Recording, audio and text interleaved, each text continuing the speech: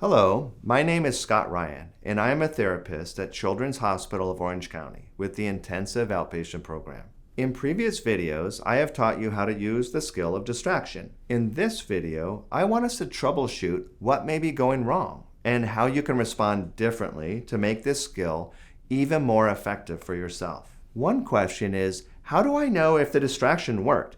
Well, in general, this skill is to help you get through hard times without suffering as much. You know it works if you made it through that tough time and you didn't do something that makes it feel worse. Know that you may not necessarily feel better in the moment.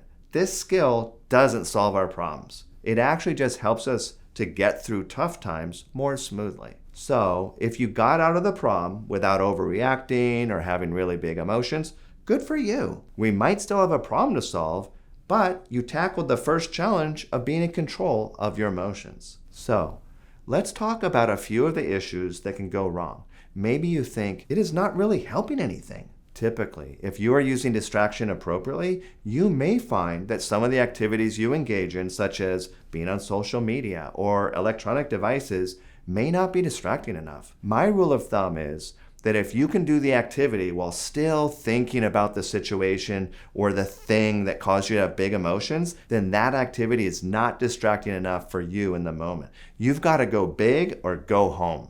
Some other activities that might be more distracting are activities that take up more attention. So activities that come with a friend, that make you change your environment, or the situation, or the room that you are in, or change the activity you are doing. All of these things may be better for you if the first time around the activity did not distract you enough. Here is another issue that users report.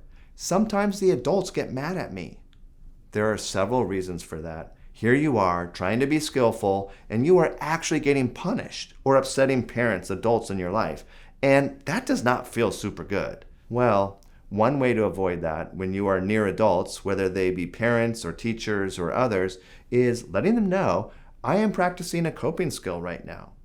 You can announce it and say, hey, I'm taking a break right now because I'm feeling overwhelmed and I want to bring down my emotions. It might help to let people know so they don't think you're avoiding responsibility or not paying attention. Make sure that the distraction you pick is appropriate for the setting you're in, like if you're in class. If you find that you get too distracted by an activity, try setting a timer. That way you will not get distracted by the activity so much that you forget to come back and do the other thing. So these are some of the things that we can do to help others around you know that you are practicing a skill.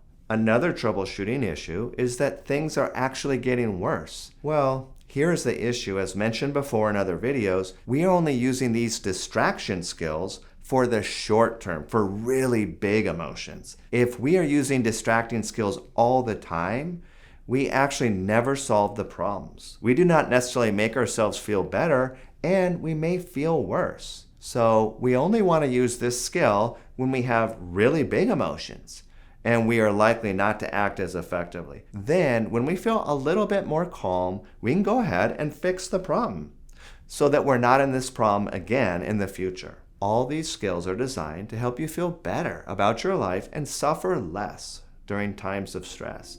As always, you've got this.